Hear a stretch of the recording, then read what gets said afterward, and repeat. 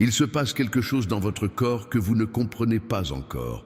Ce n'est pas une maladie, ce n'est pas une faiblesse, ce n'est pas le signe que tu vas mal, c'est le signe que je suis à l'œuvre. Et ce que je fais dans mon corps, mon enfant, a une dimension qui dépasse de loin ce que le médecin peut voir, ce que l'examen peut mesurer, ce que tu peux expliquer en essayant de décrire ce que tu ressens. La fatigue persistante, malgré le sommeil, n'est pas due à une carence en fer. Les douleurs qui apparaissent et disparaissent sans raison apparente ne sont pas aléatoires. Cette sensation de lourdeur au réveil, même après des heures de sommeil, n'est pas une dépression, du moins pas uniquement. Il se passe quelque chose à un niveau que la médecine ne peut atteindre. Et c'est de cela que je suis là pour parler. Écrivez en commentaire, mon corps est un temple et Dieu y agit. Écrivez ceci avant de continuer. Il ne s'agit pas d'une phrase à visée spirituelle, mais d'une affirmation de ce qui se passe en vous en ce moment même pendant que vous regardez cette vidéo. Notez-le et restez jusqu'au bout. Je ne vous demande rien. Je vous préviens simplement que ce que j'ai à dire aujourd'hui ne tiendra pas dans une introduction. C'est complexe, profond, et quiconque partira en cours de route manquera précisément ce qu'il avait le plus besoin d'entendre. Restez. Passons maintenant aux choses sérieuses. J'ai créé ton corps, non pas comme une métaphore, non pas comme un et beau discours moralisateur. J'ai façonné chaque organe, chaque cellule, chaque système qui te permet de tenir debout.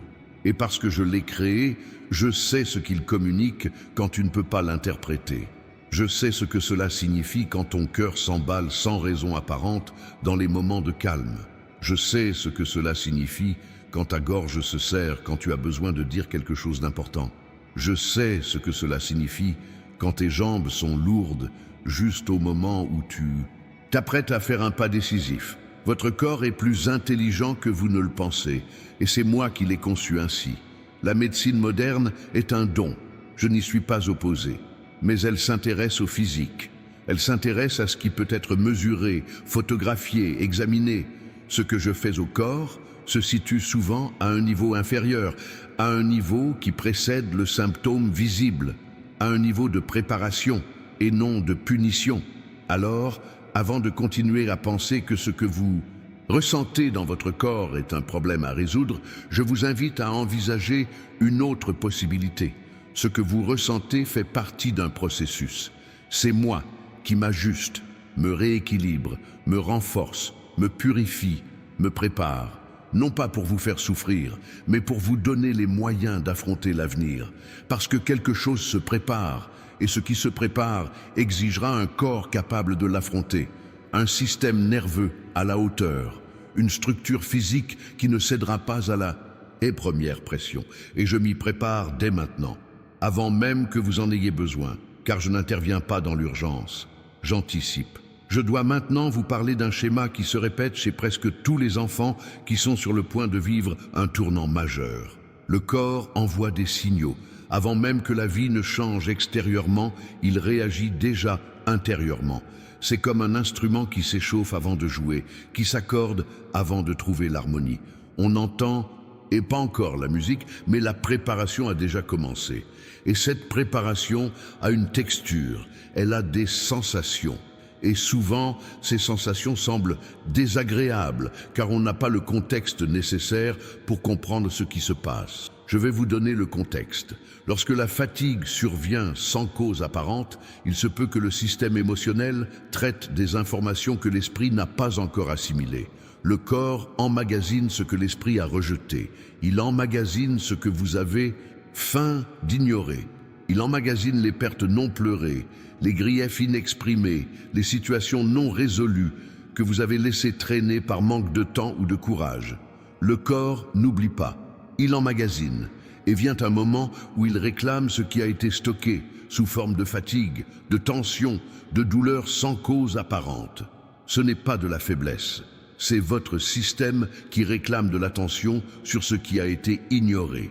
Quand l'anxiété surgit sans raison apparente, quand votre cœur s'emballe un après-midi ordinaire, Quand votre respiration se fait courte sans cause physique, il se peut que votre esprit soit sous pression face à quelque chose qui se prépare, non pas pour vous détruire, mais pour vous transformer.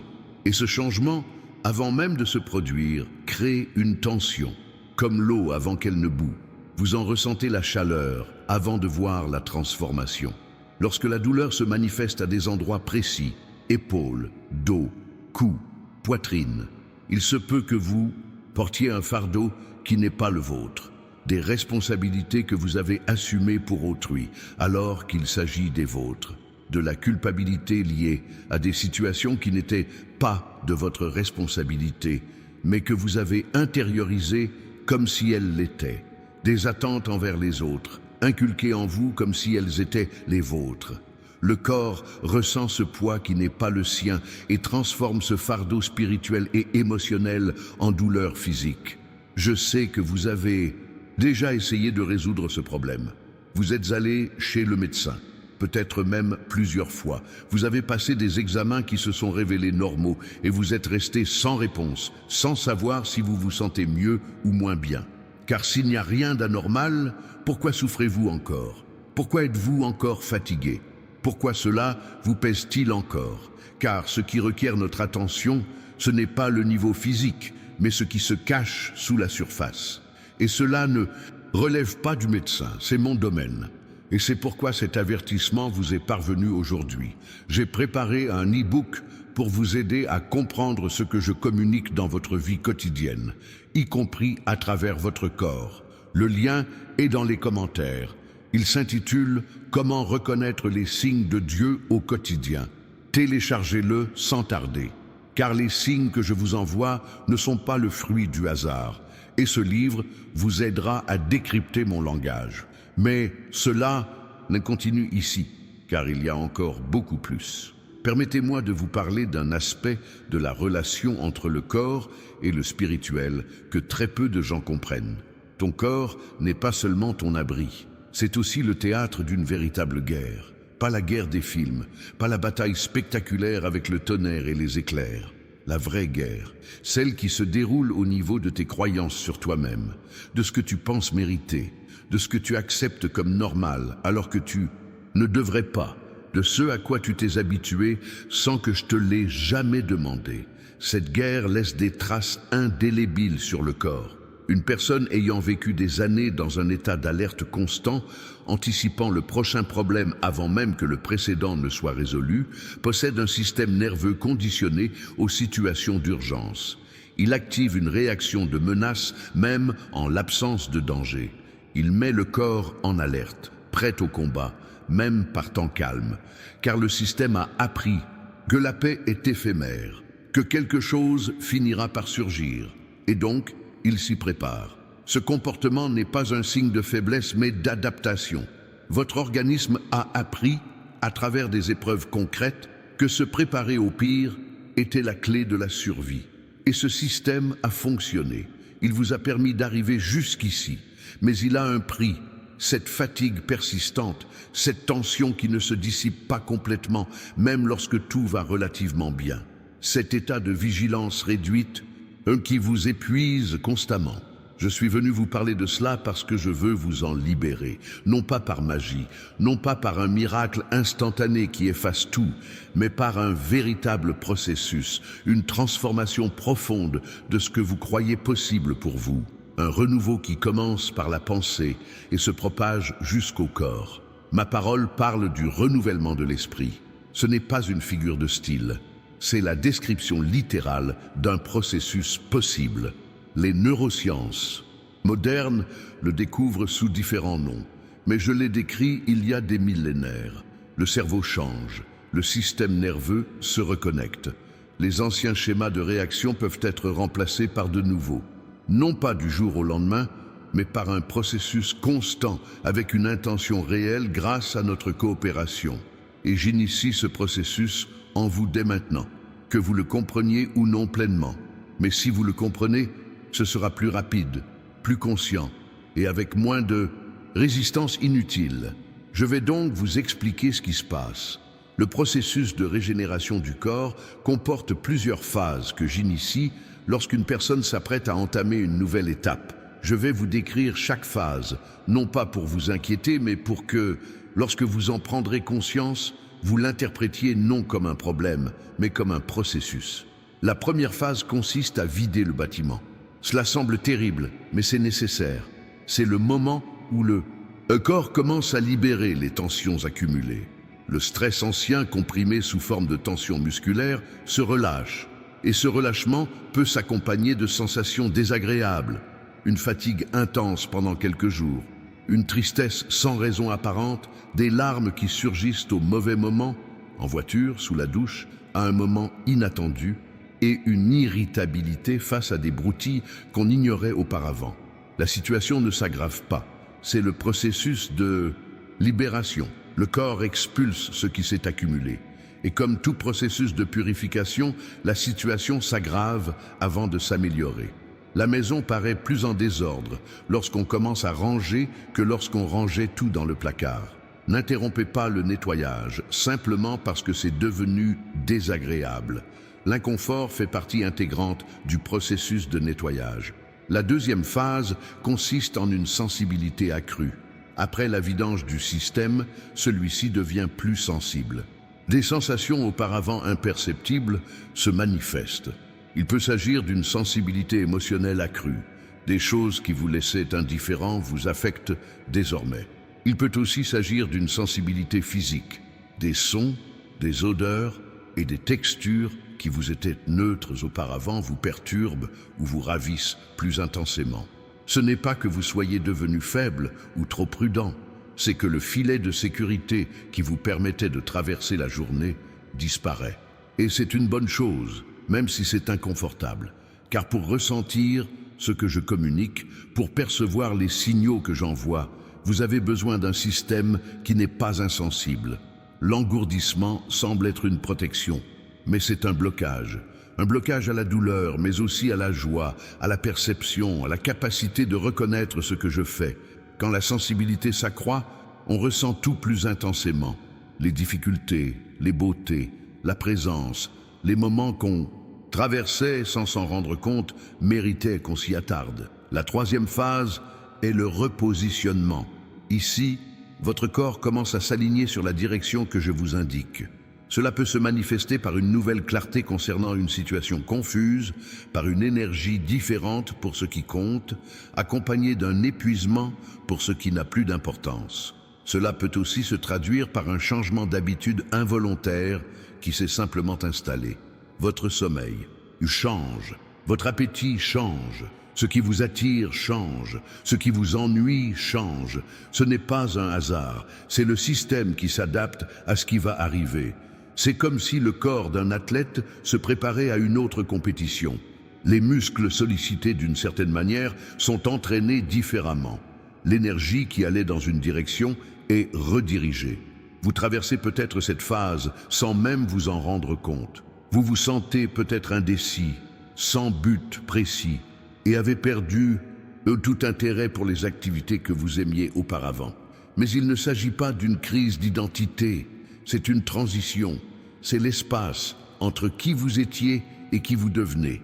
Et cet espace a une texture de vide, car l'ancien n'a plus sa place.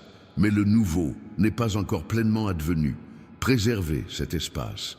Ne le comblez pas de distractions pour masquer le vide. Ne vous précipitez pas sur le passé sous prétexte que le nouveau n'est pas encore concret. C'est dans cet espace, entre l'ancien et le nouveau, que je travaille le plus. C'est là que s'opèrent les ajustements. C'est là que se construisent les fondations de la saison suivante. Il reste dans l'espace. La quatrième étape est la germination. Lorsque le processus des phases précédentes se déploie pleinement, sans interruption, sans être saboté par la précipitation ou la peur, un moment arrive où quelque chose commence à émerger. Au début, c'est subtil, une énergie nouvelle, une clarté inédite, une capacité que l'on perçoit sans pouvoir expliquer son origine, une aisance dans ce qui exigeait auparavant 2 fois plus d'efforts. C'est le fruit d'un processus interne. Cela ne surgit pas de nulle part. C'est le résultat de tout ce qui s'est passé lors des étapes précédentes. Mais cela paraît soudain car la plupart des graines germent dans l'obscurité, sans que l'on voie quoi que ce soit se produire, jusqu'à ce que la pousse apparaisse soudainement. Et quand le changement apparaît, c'est indéniable. On se regarde et on constate que quelque chose a changé. On ne peut pas dire exactement quand, on ne peut pas vraiment expliquer comment, mais c'est là. La différence est là. C'est le soi dans votre corps. C'est le processus que je décris lorsque j'annonce un changement prochain dans votre corps. Ce n'est pas une catastrophe, mais une transformation. Ce n'est pas une punition, mais une préparation. Ce n'est pas le pire qui arrive, mais ce qui a été promis. Un processus qui se déroule, non un miracle. Instantané, mais un événement qui se produit bel et bien. Je dois maintenant vous parler de quelque chose de précis qui va se produire dans votre corps au cours des prochaines semaines. Je ne vais pas te donner de date. Je ne fonctionne pas comme ça avec toi. Mais je vais te dire à quoi faire attention. Il y aura un moment d'épuisement profond, différent de la fatigue quotidienne. Ce ne sera pas la fatigue liée au travail ou aux soucis, mais une fatigue plus profonde, qui atteint le niveau où se prennent les décisions, où se logent les croyances, où s'enracinent les vieux schémas. Et à ce niveau d'épuisement, ces racines seront plus faciles à déraciner. Car lorsque l'on est trop fatigué pour maintenir son niveau de performance, il ne reste que la réalité. Et c'est la réalité qu'il faut voir pour pouvoir la changer. Ne lutte pas contre cette fatigue, ne bois pas plus de café pour la surmonter. Arrête-toi, allonge-toi, respire, laisse la fatigue faire son œuvre, car je suis dans cette fatigue. Je ne t'ai pas abandonné, je m'en sers. Il y aura forcément un moment de douleur ou de gêne physique quelque part dans votre corps qui vous obligera à vous arrêter au moment où vous en aurez le moins envie. Ce pourrait être un mal de tête lors d'une journée chargée. Ce pourrait être une sensation d'oppression dans la poitrine qui vous ralentit la respiration alors que vous êtes pressé. Ce pourrait être des nausées un matin où vous aviez 10 autres choses de prévues. Quand cela arrive, arrête-toi, ne résiste pas, car j'utilise mon corps pour te ralentir lorsque ta vitesse te mènera à emprunter la mauvaise voie. Ce frein physique, c'est moi qui place un obstacle d'amour sur ton chemin. Non pas pour te nuire, mais parce que je sais ce que tu trouveras si tu ne t'arrêtes pas. Et il y aura un moment de légèreté, inattendu, un après-midi ordinaire, ou un matin qui avait mal commencé. Un moment où le poids que vous portiez s'allégera sans que vous ayez rien fait de particulier. Ou respirerez plus facilement. Où vos épaules se détendront sans même que vous vous en rendiez compte. C'est le signe que la phase la plus intense du processus est terminée, que le travail en cours à ce niveau est achevé et que le chapitre suivant s'ouvre. Saisis ce moment lorsqu'il se présente. Ne le considère pas comme une simple coïncidence. Remercie, à voix haute si tu le peux, car la gratitude, même dans les moments de légèreté, consolide ce qui a été accompli. Et ce pourquoi tu remercies, mon enfant, je le multiplie. Je vais maintenant vous parler de quelque chose que peu de gens savent, l'impact du spirituel sur le corps. La colère refoulée se loge dans le foie, la peur chronique se loge dans les reins, la tristesse non exprimée se loge dans les poumons, l'anxiété constante se loge dans l'estomac et les intestins, la culpabilité se loge dans les épaules et le cou, la honte se loge dans la poitrine. Il ne s'agit pas d'une métaphore orientale, ni d'un concept alternatif sans fondement. C'est une description du fonctionnement du système. Et la médecine psychosomatique, qui est une science, confirme ce que j'ai toujours affirmé concernant la structure du corps. Les émotions non traitées ne disparaissent pas. Elles migrent du champ émotionnel au champ physique, et elles y demeurent, comprimées, jusqu'à leur traitement final, ou jusqu'à ce que le corps atteigne ses limites. Lesquelles de ces émotions portez-vous en vous? Vous n'êtes pas obligé de me répondre, mais vous devez vous répondre à vous-même. La colère que vous ressentez envers celui ou celle qui vous a blessé, ou celui ou celle que vous avez faim de pardonner, mais qui ressurgit dès que son nom est mentionné. Cette colère est enfouie en vous, et j'ai besoin qu'elle s'exprime. Non pas pour protéger celui ou celle qui vous a fait du mal, mais pour vous libérer. Car la colère refoulée empoisonne celui ou celle qui la porte. et non celui ou celle qui devrait la ressentir.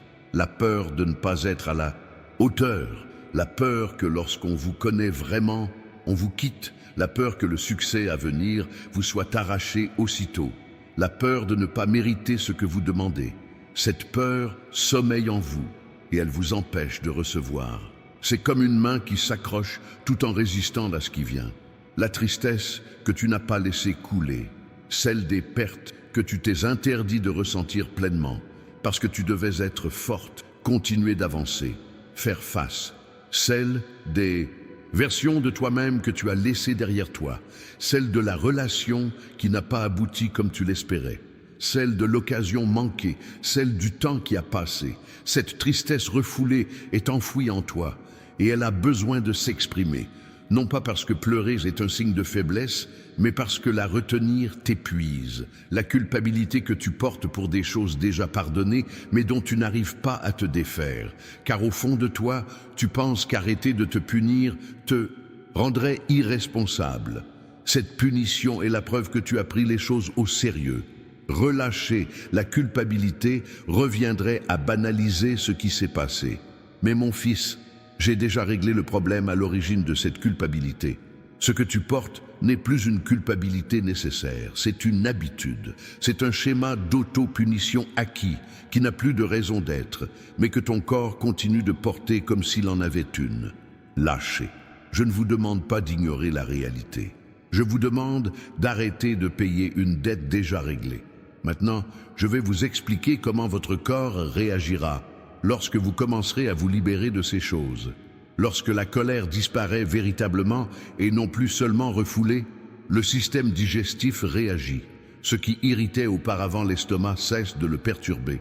La tension abdominale chronique, devenue imperceptible au point de ne plus s'en apercevoir, commence à diminuer. La respiration s'approfondit, car la colère refoulée maintient le corps en état de défense. Et lorsque ce mécanisme se relâche, toutes les tensions accumulées se détendent également. Lorsque la peur chronique disparaît, votre sommeil se transforme. Le sommeil d'une personne vivant dans un état d'alerte permanent est superficiel. Le système ne se met pas complètement au repos car il surveille constamment les menaces. Lorsque la peur profonde commence à s'apaiser, le sommeil s'approfondit. La nature des rêves change. La qualité du repos s'améliore de façon perceptible sans que vous puissiez expliquer ce changement, car rien d'évident n'a été modifié dans votre routine. Quand on exprime pleinement sa tristesse, les poumons s'ouvrent, la respiration devient plus facile. Certaines personnes vivent des années durant sans même s'en rendre compte, respirant à moitié, la poitrine légèrement comprimée, les poumons ne se remplissent jamais complètement. Et quand la tristesse s'en va, l'espace qu'elle occupait se libère pour que l'air puisse entrer pleinement, pour que la vie puisse enfin entrer.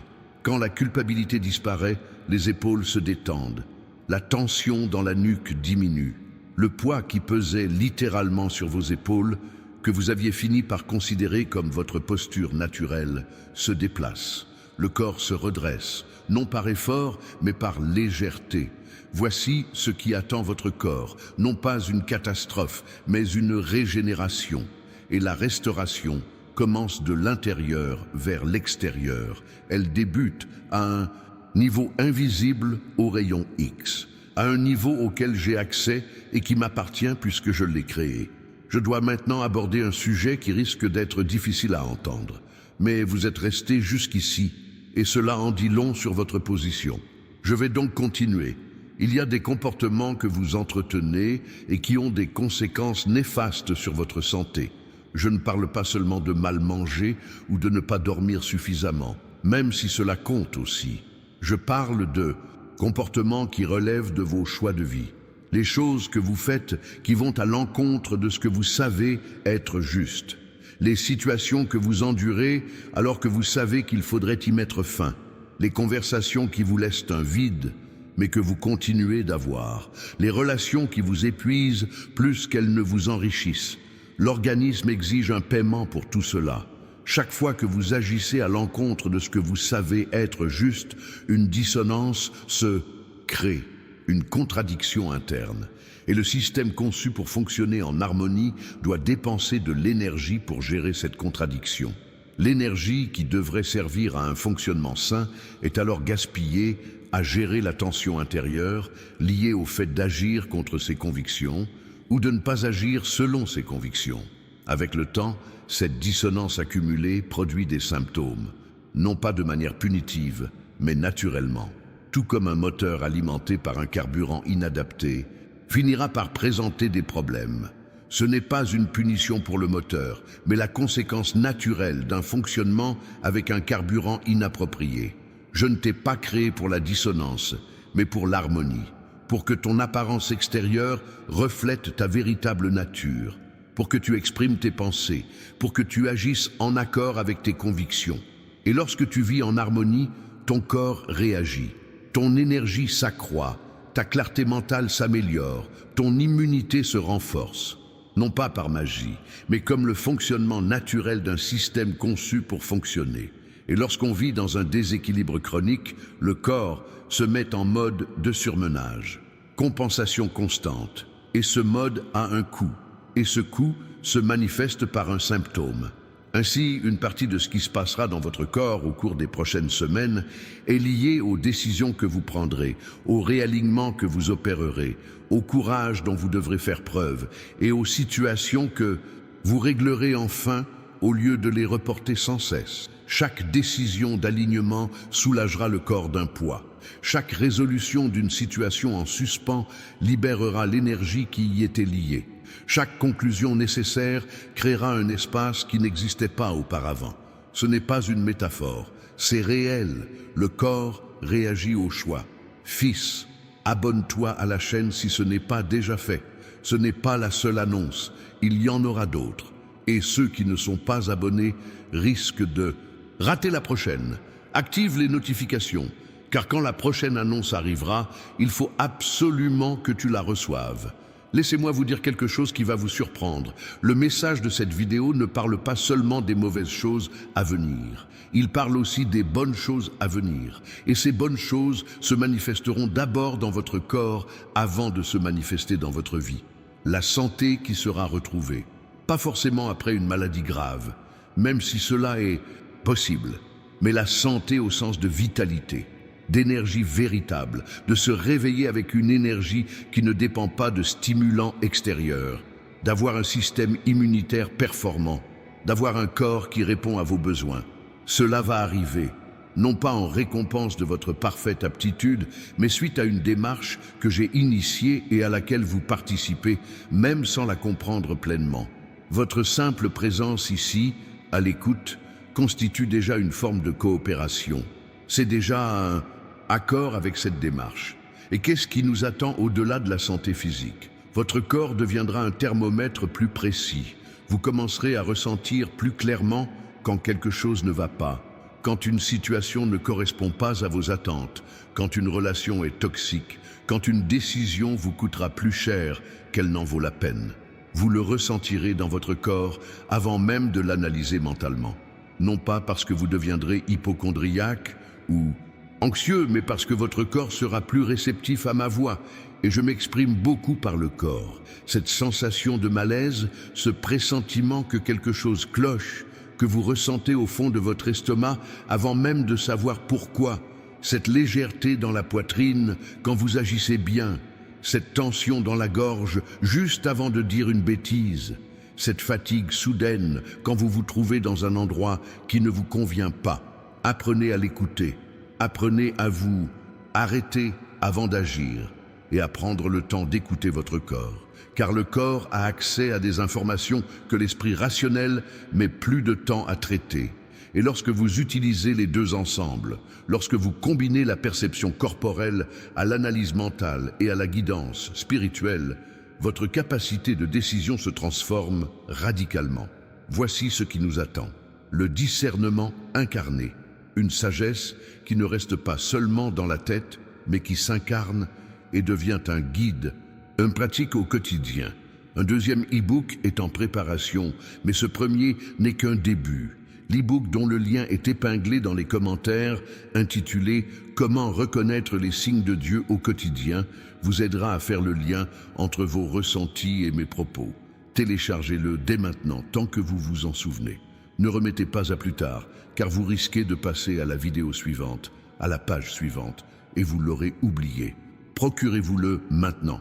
Je vais maintenant vous parler de quelque chose qui concerne votre corps, mais qui va bien au-delà du physique. Une onction vous est accordée, non pas au sens religieux superficiel de rituel ou de cérémonie, mais au sens originel. Une habilitation spécifique pour une mission précise. Une capacité qui n'est pas naturelle, qui ne provient ni de vos efforts, ni de votre talent, mais qui vient de moi, répandue sur vous d'une manière nouvelle. Et lorsque cette onction se manifeste, elle traverse le corps. Le corps est l'instrument, l'esprit est le musicien. Et la musique qui jaillira de vous sera différente de ce que vous pouviez produire auparavant. Non pas parce que vous vous serez amélioré techniquement, mais parce que le musicien qui joue sera devenu plus présent, plus actif, plus maître de lui-même. Et le corps qui accomplira cette onction a besoin de préparation. Non pas de perfection, mais de préparation. C'est comme un vase. On ne met pas du vin nouveau dans un vieux vase qui va se vendre. On prépare le vase, on le nettoie, on le renforce, on l'ajuste. Et alors, on peut recevoir ce qui arrive sans que le vase ne se brise sous le poids. Je prépare votre réceptacle. Voici ce qui se passe dans votre corps en ce moment. La préparation de ce qui va y être déposé. Et ce qui arrive est loin d'être anodin. C'est un événement d'une telle ampleur qu'une préparation s'impose. Ce qui arrive justifie pleinement les démarches que vous entreprenez. Ne vous laissez pas décourager par le processus. Ne voyez pas la préparation comme une punition. Voyez-la pour ce qu'elle est, l'honneur. Se préparer est honorable. Avoir traversé un processus est honorable. Porter ce qui a été purifié par le feu est honorable. Et non ce qui a été donné gratuitement et qui par conséquent n'a aucune valeur réelle. Ce qui va arriver aura une réelle valeur, car vous aurez traversé toutes les épreuves pour être prêt à le recevoir. N'hésitez pas à liker. Non pas que le like compte plus que le contenu, mais parce que chaque personne apparaissant dans cette vidéo a besoin d'aide pour toucher un public plus large. Et chaque like contribue à cela. Chaque personne supplémentaire qui entend ce message, c'est une vie de plus qui peut être transformée. Vous ne savez pas qui attend ce message, mais moi je le sais. Alors faites votre part et laissez-moi faire la mienne. Permettez-moi de vous parler de ce qui n'arrivera pas, car parfois, l'avertissement le plus important concerne ce qui sera évité. 1. Problème de santé auquel vous étiez sur le point d'être confronté est en train d'être évité. Pas forcément évité, car la vie est ainsi faite, mais son ampleur, son moment, son impact, quelque chose de plus grave est contenu. Non pas parce que vous le méritez et que l'autre personne ne le mérite pas. Ça ne marche pas comme ça. Mais parce que je vois venir le problème et que je l'anticipe. Et l'anticipation, dans mon cas, n'est pas de l'anxiété, c'est de la protection. Cette protection n'a rien d'un miracle.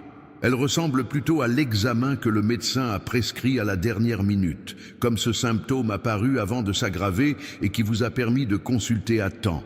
Comme cette douleur qui vous a contraint à vous reposer alors que vous étiez à bout, mais qui aurait persisté de toute façon. Comme cet accident évité grâce à un embouteillage. Avez-vous déjà vécu un de ces moments où, après coup, vous réalisez qu'il y avait quelque chose de plus important derrière ce qui ne semblait être qu'un simple désagrément? Ces moments, c'était moi. Ce n'était pas un hasard, ce n'était pas de la chance, c'était une protection préventive. Et cette protection se poursuivra. Mais elle exige un corps en harmonie avec l'esprit. Que vous ne soyez pas engourdi par le stress, les excès, le bruit incessant, au point de ne plus percevoir les signes. Un corps qui s'arrête, qui se repose, qui a l'espace nécessaire pour recevoir ce que j'envoie avant que les situations n'atteignent un point critique où une intervention plus radicale s'impose. Prends soin de ton corps, mon fils, non pas comme d'un culte du physique, mais par respect pour le temple. Tu as été créé de poussière, mais tu m'as insufflé la vie. Le physique et le divin cohabitent en toi, et tous deux ont besoin d'être soignés. Dors suffisamment, non pas comme un luxe, mais comme un soin vital. Le sommeil me permet de digérer les événements de la journée, de réparer ce qui a été endommagé, d'organiser mes expériences et de régénérer mon corps. Se priver de sommeil n'est pas de la discipline, c'est de l'auto-sabotage. Mangez de façon à vous nourrir, sans obsession pour les régimes. Soyez attentifs à ce que vous mettez dans le système que j'ai créé. Votre alimentation influence votre humeur. Votre humeur influence vos décisions. Et vos décisions influencent votre vie. La chaîne commence dans votre assiette. Bougez, non pas pour vous punir d'une mauvaise alimentation, mais pour célébrer la capacité de votre corps à bouger, pour entretenir un organisme fait pour être en mouvement. Un corps immobile trop longtemps s'oxyde, un esprit privé d'activité physique s'engourdit. Les émotions qui ne trouvent pas d'exutoire corporel sont refoulées. Hydratez-vous. Le corps humain est composé majoritairement d'eau. Votre fonctionnement de base dépend de la quantité d'eau que vous buvez. Simple, basique. Et pourtant, la plupart des gens l'ignorent. Je ne vous fais pas la morale sur la santé. Je vous dis simplement que le temple a un mode d'emploi et vous aurez besoin d'un corps capable d'affronter ce qui vous attend. Alors, commencez dès maintenant à prendre soin du vôtre comme il l'est, le sanctuaire de ce que vous avez de plus précieux. Il y a autre chose que je dois vous dire à propos de votre corps et de l'avenir. Il y aura un moment où vous vous regarderez dans le miroir et ne vous reconnaîtrez pas, non pas dans un sens négatif d'étrangeté, mais dans un sens positif de surprise. Vous verrez quelqu'un qui a traversé une épreuve et qui est devenu différent. Pas forcément plus jeune, mais plus authentique, plus vivant, avec dans le regard quelque chose qu'il n'avait pas auparavant. Voilà la marque du chemin. Voilà le visage de celui ou celle qui a traversé le feu sans se brûler, qui a traversé l'eau sans se noyer, qui était au plus profond du gouffre et en est sorti, qui est resté et silencieux, quand il elle avait envie de crier, qui a attendu quand il elle voulait, et au partir, qui a fait confiance quand il elle voulait abandonner. Ce visage est celui d'un fils préparé, et il est beau. Il est plus beau que celui de quelqu'un qui n'a jamais eu à se battre, car il a une histoire, il a de la profondeur. Il porte la marque de moi, imprimée dessus d'une manière qu'aucun filtre photographique ne saurait imiter. En regardant ce visage, vous comprendrez ce qui s'est passé, et vous serez reconnaissant, non pas pour la souffrance elle-même, mais pour la personne que vous êtes devenu grâce à elle. Ça arrive. Le processus est en cours et le résultat est plus proche que vous ne le pensez. Continuez. N'abandonnez pas, même si vous êtes trop fatigué. Ne retournez pas à votre ancienne situation simplement parce que le nouvel endroit n'est pas encore tout à fait confortable. Ne cessez pas le nettoyage simplement parce que le désordre s'est aggravé avant de s'améliorer. Suite. Je dois maintenant aborder un sujet lié au corps, mais que beaucoup de gens dissocient. Le repos. Il existe une forme de repos qui n'est pas l'inactivité. C'est un repos pour l'âme. C'est ce calme qui ne provient pas de l'oisiveté, mais de la sérénité face à l'action, de l'absence de questionnement constant sur sa propre place, de l'absence de vérification permanente du résultat, de l'absence de toute agitation mentale pendant que le corps accomplit une autre tâche. Voilà le genre de repos que je vous promets. Non pas l'absence de travail, non pas l'absence de défi, la paix au travail, la paix face aux défis, la paix dans l'attente, une paix qui ne dépend pas des circonstances, mais qui existe en profondeur, comme un fondement, un roc, même quand tout tremble autour. Cette paix est à votre portée dès maintenant, pas après que tout soit résolu, pas après que le calme soit revenu, maintenant, avec ce qui reste à résoudre, avec ce qui continue de semer l'incertitude. Tu peux trouver la paix face à l'incertitude lorsque ton ancrage ne réside pas dans les circonstances, mais en moi. Lorsque ce qui te soutient n'est pas la certitude du résultat, mais la certitude de celui qui est à tes côtés tout au long du chemin. Et je le suis. Chaque symptôme que vous ressentez en ce moment est passé par ma conscience avant de vous atteindre. Je n'ai pas été pris au dépourvu. Je ne suis pas surpris par la difficulté que vous rencontrez. J'y suis présent, j'y agis, je m'en sers. Et cela ne change pas selon vos sentiments. Que votre foi soit forte ou que vous doutiez, que vous ayez beaucoup prié hier ou que vous m'ayez même oublié, cela ne change rien, cela reste vrai, cela reste réel, je reste présent. La seule chose qui change, c'est votre capacité à percevoir. Et la perception est affectée par de nombreux facteurs, la fatigue, la peur, le bruit, le stress et les distractions constantes d'un monde conçu pour vous empêcher de vous arrêter, de vous taire, d'entendre quoi que ce soit qui ne soit pas ce qu'il veut vous faire entendre. Faites taire le bruit. Ne serait-ce que 10 minutes. Aujourd'hui, avant toute chose, faites taire le bruit et restez immobile. N'attendez ni vision ni voix. Restez simplement immobile. Et dans ce silence, soyez attentif aux sensations de votre corps, aux tensions, au repos, à ce qui s'est accéléré, à ce qui s'est relâché, à l'endroit où se situe la douleur, à l'endroit où règne la légèreté, car c'est par ce biais que je m'exprime. Et vous apprendrez à écouter si vous prenez le temps de prêter attention. Partagez cette vidéo avec une personne qui souffre de troubles physiques qu'elle ne comprend pas. Une personne dont les examens médicaux sont normaux mais dont les symptômes persistent. Une personne qui ressent une fatigue inexplicable. Une personne qui ressent quelque chose dans son corps que la médecine ne parvient pas à nommer. Cette personne a besoin d'entendre qu'il existe une autre dimension, que ce qu'elle ressent est peut-être réel et fait peut-être partie d'un processus. Partagez cette vidéo avec elle, car vous êtes peut-être l'instrument dont je me sers pour lui transmettre ce dont elle a besoin. Et qu'est-ce qui vient après tout ce qui se passe dans votre corps en ce moment? La santé est à venir, pas seulement l'absence de maladie, mais la santé dans son sens le plus complet, l'intégrité, un fonctionnement optimal, conforme à sa vocation, avec énergie, avec lucidité, avec une disposition à l'essentiel, avec un organisme qui coopère à ce qui est nécessaire, au lieu de faire obstacle. La vitalité revient, celle qui ne vient pas des stimulants, celle qui ne dure pas le temps d'un café, celle qui ne disparaît pas avec la montée de tension.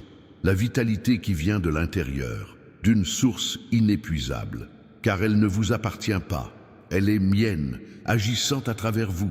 Les années passent, je ne vous promets pas l'immortalité, loin de là, mais je dis simplement qu'un certain nombre d'années vous sont réservées et que les soins que vous apportez à votre corps, dès maintenant influencent la manière dont vous les vivrez, la qualité de ces années, la capacité de votre corps à vous accompagner jusqu'au bout. Votre capacité à atteindre votre destination en pleine santé. C'est important. Le corps compte, non pas comme une fin en soi, mais comme un moyen d'atteindre une fin. Prenez-en soin, respectez le processus en cours, collaborez à ce que je fais et ne précipitez rien. Ne négligez pas le symptôme avant d'en comprendre le sens. N'ignorez pas la fatigue sans prendre le temps nécessaire pour laisser le processus suivre son cours. Quelque chose va se produire dans votre corps qui vous surprendra, quelque chose d'inattendu, quelque chose qui apparaîtra d'une manière impossible à attribuer au hasard, quelque chose qui portera ma signature. À votre arrivée, prenez-en note, remerciez et poursuivez votre chemin, car ce ne sera pas un cas isolé. Ce qui s'annonce, c'est le début d'une saison de restauration qui se déploiera au fil du temps. Une étape après l'autre, une strate après l'autre, une profondeur après l'autre, et vous serez là, présent, entier, avec un corps qui aura traversé cette épreuve et en sera ressorti plus fort, prêt à accomplir sa mission. Voici l'avertissement que porte ce message, non pas d'une catastrophe, mais d'une transformation, non pas d'une fin, mais d'un commencement.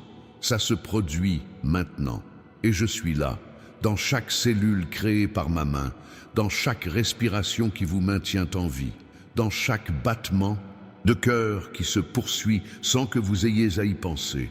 Je suis présent d'une manière si intime que la plupart des gens ne prennent jamais conscience du soin immense que requiert le simple entretien de leur corps. Je ne suis jamais parti, je suis là, je travaille, je prépare, j'ajuste, je restaure, et ce qui va arriver, mon fils, sera à la hauteur des efforts que tu déploies en ce moment. Tenez bon, acceptez le processus, prenez soin de votre corps, Écoutez-le et ayez confiance en celui qui vous a créé, qui sait ce qu'il faut faire, parce que je sais, et ce que je sais de toi dépasse de loin ce que tu sais de toi-même. Et ce que j'ai préparé va bien au-delà de ce que tu as osé imaginer. Cela continue ici. Le processus se poursuit, et moi aussi. Permettez-moi maintenant de parler d'un sujet que très peu de gens prennent le temps de considérer, votre façon de respirer. Il ne s'agit pas d'une question philosophique, mais d'une observation concrète. Comment respirez-vous en ce moment même?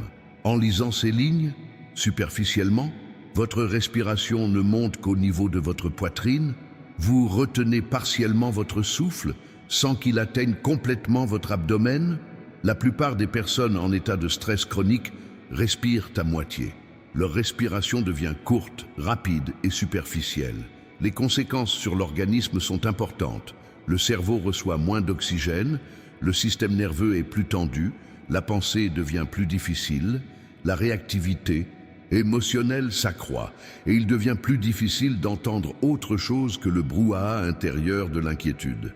Inspirez profondément, non pas comme un exercice spirituel, mais comme un acte de coopération avec ce que je fais.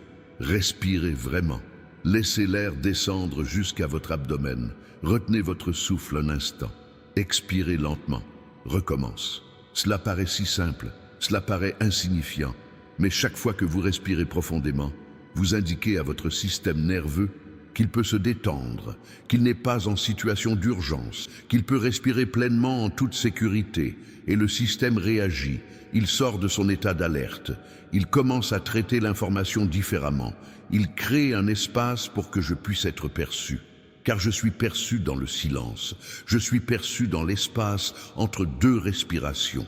Je suis perçu lorsque le tumulte intérieur est suffisamment faible pour que l'on puisse entendre la douceur. Et je suis douce. Je ne crie pas.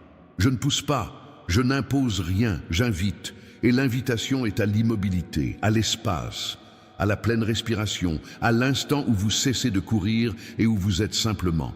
À quand remonte la dernière fois où vous avez simplement existé, sans rien faire, sans avoir besoin de produire, sans justifier cette pause, juste présent, respirant, existant?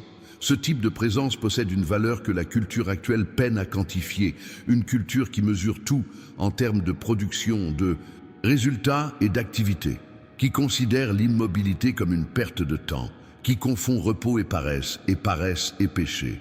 Mais je me suis reposé le 7e jour, non par nécessité, mais par principe, pour vous montrer l'importance de la pause, pour vous montrer que le juste rythme laisse place au non-agir, que l'existence pleine et entière n'est pas une existence constante en mode production.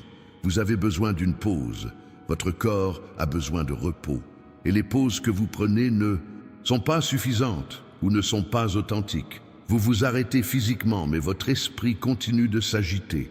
Vous cessez de travailler, mais vous commencez à vous inquiéter. Vous cessez d'agir, mais vous continuez de surveiller. Et ce n'est pas du repos, c'est une suspension temporaire d'activité accompagnée d'une tension persistante. Le vrai repos est différent. C'est quand la tension disparaît elle aussi. Quand le corps peut avoir confiance et savoir qu'il n'a pas besoin d'être en état d'alerte maximale pendant ce laps de temps. Quand on s'abandonne au présent sans cette partie de soi qui a toujours un coup d'avance et qui cherche à anticiper le prochain problème. On dort mieux quand on a la certitude de ne pas avoir à s'occuper des problèmes en suspens cette nuit-là, que le problème existera toujours demain et qu'on le réglera demain. Que votre présence inquiète et éveillée ne résout rien pendant que les autres dorment. Que le seul résultat des nuits blanches à cause des soucis, c'est de se réveiller plus fatigué et moins apte à gérer ce qui doit l'être. Le sommeil que je vous prépare pour les semaines à venir sera différent, plus profond, plus réparateur, car certains des fardeaux qui vous maintenaient dans un état superficiel seront allégés. Et votre organisme pourra descendre à des niveaux véritablement réparateurs. Attendez, coopérez, dormez quand votre corps le réclame, pas quand la culpabilité de ne pas en avoir fait plus vous soulage, pas quand vous Avez épuisé toutes les tâches à accomplir. Dormez quand votre corps le demande, car quand il le demande, je le demande aussi. Et ignorer son appel, c'est ignorer le mien. Passons maintenant à la nourriture. Et je vais être direct, non pas parce que je souhaite vous imposer un régime, mais parce que ce que vous ingérez influe directement sur votre capacité à entendre clairement ce que je vous dis. Un organisme surchargé de stimulants artificiels, de sucre en excès et d'inflammation chronique génère du bruit. Un bruit physique qui se transforme en bruit mental. Et dans ce bruit, il est difficile de discerner. Il est difficile de distinguer le signal des interférences. Je ne vais pas vous imposer une liste d'aliments interdits. Ce n'est pas comme ça que ça marche. Mais je vous invite à prêter attention à ce que vous mangez et à son impact sur votre bien-être. Non pas de manière obsessionnelle, mais consciemment. Cette prise de conscience vous permet de réaliser qu'après certains aliments, votre humeur se dégrade, qu'après d'autres, vous vous sentez léger, qu'il y a des aliments qui vous soutiennent et d'autres qui vous épuisent, même si l'apport calorique est similaire. Votre corps perçoit la différence. Apprenez à l'écouter à ce niveau aussi, car le même système qui perçoit le signal spirituel perçoit aussi le signal physique. Et lorsqu'on affine sa perception à un niveau, on améliore également les autres. Tout est lié. Le corps, l'esprit, l'âme. Ce ne sont pas des compartiments séparés, mais des dimensions d'un même être. Prendre soin de l'une profite aux autres, et en négliger une se ressent dans les autres. Prenez en compte l'ensemble de la situation. Et quand je dis cela, commencez par le plus immédiat, ce que vous avez entre les mains en ce moment. Choisir votre prochain repas. À quelle heure vous vous couchez ce soir? Combien d'eau vous buvez aujourd'hui? Le moindre mouvement, même minime, même si ce n'est que pendant 10 minutes. Commencez. Modestement n'est pas une erreur, c'est même une bonne chose, car une petite chose durable vaut plus qu'une grande chose éphémère, et ça commence aujourd'hui. Pas lundi, qui semble toujours être le moment idéal pour commencer, mais il y aura un autre lundi après, avec une autre raison de reporter. Aujourd'hui, avec ce que vous avez, tel que vous êtes, voici le message que votre corps vous transmet dans cette vidéo. C'est un avertissement, quelque chose se prépare. Le processus est déjà en cours. La préparation qui s'opère dans le monde invisible se manifestera dans le monde visible. Ce que vous ressentez actuellement dans votre corps n'est pas l'état final. C'est une étape intermédiaire d'un processus plus vaste. Et vous atteignez l'autre côté de cette scène. Plus fort, plus entier, plus présent, plus aligné, plus prêt pour l'avenir. Voici ce qui attend bientôt votre corps. Non pas une catastrophe, mais une régénération. Pas de punition, préparation, non pas une fin. Un commencement. Fin du script, nombre de caractères estimés, 142 000.